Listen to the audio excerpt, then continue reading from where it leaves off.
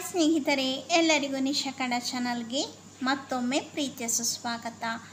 ಇವತ್ತಿನ ವಿಡಿಯೋದಲ್ಲಿ 6ನೇ ತರಗತಿ ಕೃಷ್ಣ ಸುಧಾಮ ನಾಟಕ ಕನ್ನಡ ನೋಟ್ಸ್ ಬಗ್ಗೆ ತಿಳಿಸ್ಕೊಡ್ತಾ ಇದ್ದೀನಿ.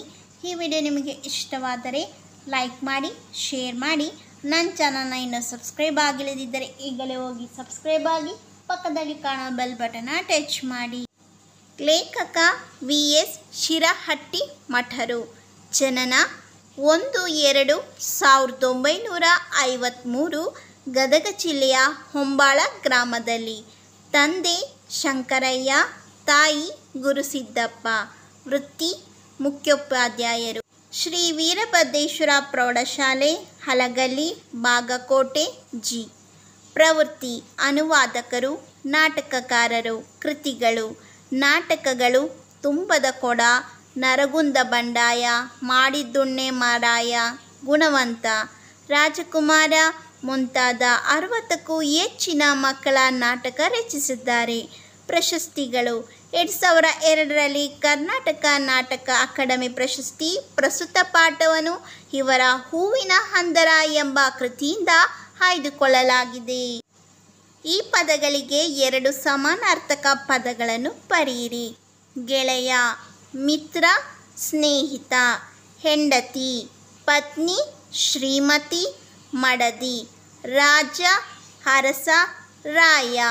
ದುಡಿಮೆ, ಪರಿಶ್ರಮ, ಶ್ರಮಿಸು. ಈ ಪದಗಳನ್ನು ಬಳಸಿ ಸ್ವಂತ ವಾಕ್ಯ ರಚಿಸಿ. ಪರಮ ಮಿತ್ರ: ದುರ್ಯೋಧನನ ಪರಮ ಮಿತ್ರ ಕರ್ಣ. ವಿಶ್ರಾಂತಿ: ನನಗೆ ಈಗ ಸ್ವಲ್ಪ ಹೊತ್ತು ವಿಶ್ರಾಂತಿ ಬೇಕು. ಸತ್ಕಾರ: ಮನೆಗೆ ಅತಿಥಿ ಬಂದಾಗ ಅವರನ್ನು ಸತ್ಕರಿಸುವುದು ನಮ್ಮ ಸಂಸ್ಕೃತಿ.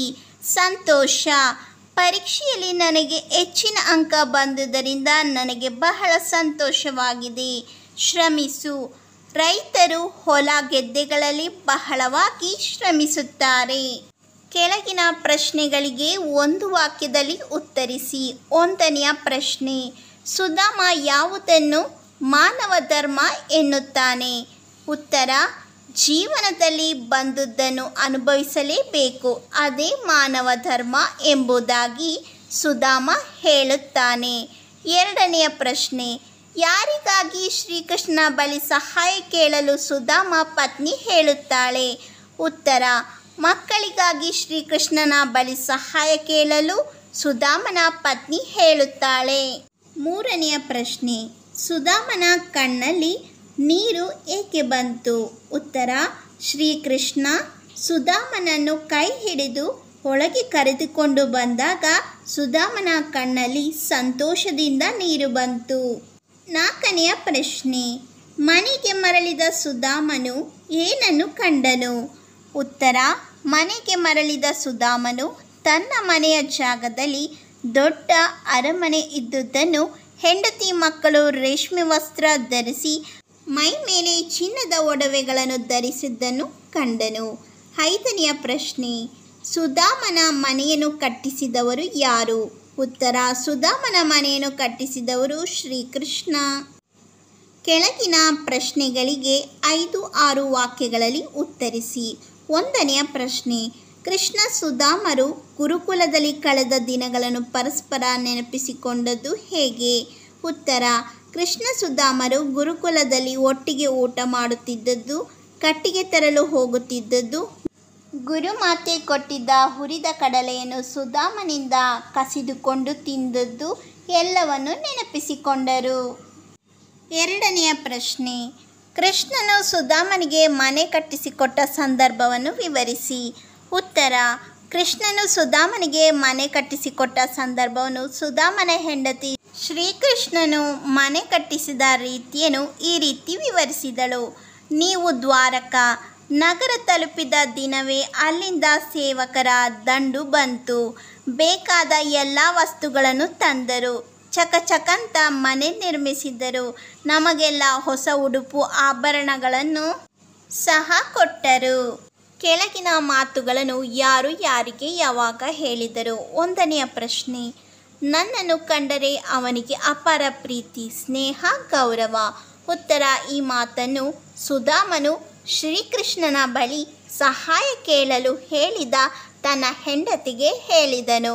ಎರಡನೆಯ ಪ್ರಶ್ನೆ, ಹಸಿದಿರುವ ಮಕ್ಕಳಿಗೋಸ್ಕರನಾದರೂ ಹೋಗಿ ಕೇಳಿ. ಉತ್ತರ, ಈ ಮಾತನ್ನು ಸುಧಾಮನ ಹೆಂಡತಿ ಸುಧಾಮನ ಆಪ್ತ ಮಿತ್ರನಾಗಿರುವ ಶ್ರೀಕೃಷ್ಣನ ಬಳಿ ಸಹಾಯ ಕೇಳಲು ಹೇಳಿದಾಗ ಮಿತ್ರನ ಬಳಿ ಕೇಳಿದರೆ ಸ್ವಾಭಿಮಾನಕ್ಕೆ ಧಕ್ಕೆ ಬರುವುದು, ಸ್ನೇಹದ ದುರುಪಯೋಗವಾಗುವುದೆಂದು ಯೋಚಿಸುತ್ತಿದ್ದ ಸಂದರ್ಭದಲ್ಲಿ ಸುಧಾಮನಿಗೆ ಹೇಳುತ್ತಾನೆ.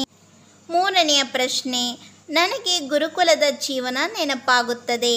ಉತ್ತರ, ನನಗೆ ಗುರುಕುಲದ ಜೀವನ ನೆನಪಾಗುತ್ತದೆ. ಸಹಾಯ ಕೇಳಲೆಂದು ಬಂದ ಸುಧಾಮನು ತನ್ನ ಬಡತನದ ಬಗ್ಗೆ ಹೇಗೆ ಹೇಳುವುದು, ಏನೆಂದು ಸಹಾಯ ಕೇಳುವುದೆಂದು ಯೋಚಿಸುತ್ತಿರುವಾಗಲೇ ಶ್ರೀಕೃಷ್ಣನು ಸುಧಾಮನ ಬಳಿ ಬಂದು ಯೋಗಕ್ಷೇಮ ವಿಚಾರಿಸುತ್ತಾ ತಾವಿಬ್ಬರು ಈ ವಾಕ್ಯವನ್ನು ಸುಧಾಮನಿಗೆ ಹೇಳಿದನು. ನಾಲ್ಕನೆಯ ಪ್ರಶ್ನೆ, ನಿಮಗೂ ರೇಷ್ಮೆ ಬಟ್ಟೆ ಕೊಟ್ಟಿದ್ದಾರೆ. ಉತ್ತರ, ಶ್ರೀಕೃಷ್ಣನಿಂದ ಬೀಳ್ಕೊಂಡು ಏನೂ ಕೇಳದೆ ಬಂದ ಸುಧಾಮ ತನ್ನ ಪುಟ್ಟ ಗುಡಿಸಲ ಜಾಗದಲ್ಲಿ ಅರಮನೆ ಇದ್ದದ್ದು, ಹೆಂಡತಿ ಮಕ್ಕಳು ರೇಷ್ಮೆ ಉಡುಗೆ ತೊಡುಗೆ ಹಾಗೂ ಒಡವೆಗಳನ್ನು ಧರಿಸಿದ್ದನ್ನು ಕಂಡು ಆಶ್ಚರ್ಯಪಟ್ಟನು. ಆಗ ಸುಧಾನ ಮಗ ಓಡಿ ಬಂದು ಈ ಮಾತನ್ನು ಸುಧಾಮನಿಗೆ ಹೇಳಿದನು.